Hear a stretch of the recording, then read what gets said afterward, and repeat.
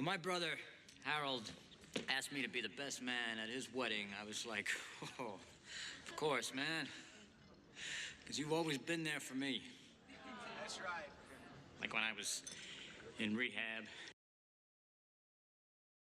Oh, my goodness. That's a scene from the 1996 Adam Sandler movie, The Wedding Singer. Chances are now you've sat through a horrible wedding toast at some point in your life, but there are simple ways to save the speech. Here at Cleveland 19, we're counting down to Sam's wedding in August. That's right, and today we are getting tips on giving a good wedding speech. Nicole Versansky joins us with a special guest. Nikki?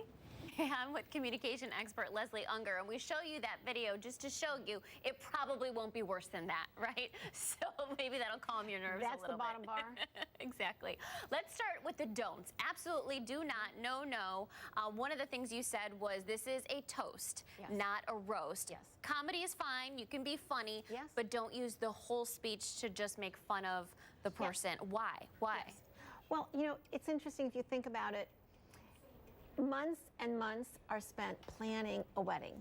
And yet sometimes someone gets up to give a toast that didn't spend any time planning on that toast. And that might be what is remembered. So the job of the person giving the toast is to make that person look good, is to give the audience, the guests, something about that person that they may not have known, but in a positive light, because it may be the only thing that's remembered. And also you mentioned, you know, grandparents might be there too. They don't want to go down that road of, you know, yes, maybe the bad days of the youth, right? No, the grandparents, great-grandparents in this day and age, their friends, clergy people, so take all that into consideration. Small children can be there. So when you talk about what they were doing the night they met or what they did the first night they met, take into consideration all the members of the audience. Also timing, you say 2 to 4 minutes is key. Don't go on.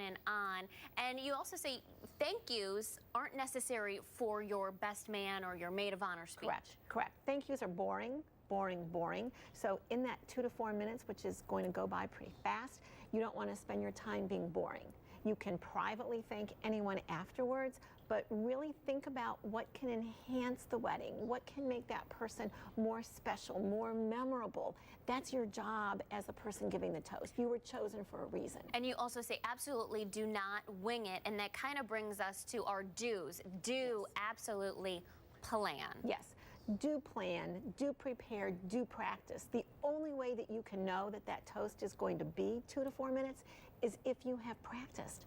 Otherwise, you're going to think that it is, but it's really going to be 8 or 10 minutes. And brainstorming, you say it's as simple as just kind of sitting down and go over what makes that person special. What makes that person special, and you know, you might want to think about asking that bride or groom what they might want you to remember about them, or what they might want to keep private and not be remembered about them. I also think it's interesting you say plan to use your right hand and plan moments to use your right hand, because why?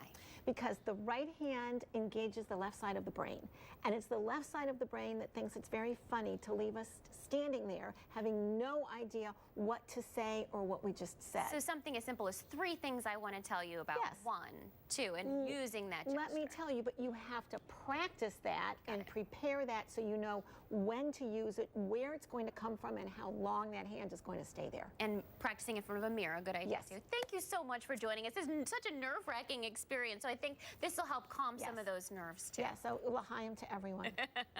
Thanks so much. Back to you guys.